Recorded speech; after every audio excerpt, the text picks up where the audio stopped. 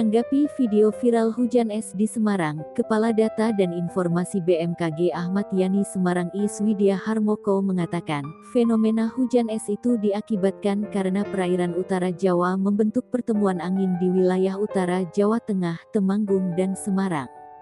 Warga Gajah Mungkur, Yoko membenarkan kejadian tersebut. Dia mengaku, sempat kaget lantaran atap rumahnya seperti dilempari baru saat itu.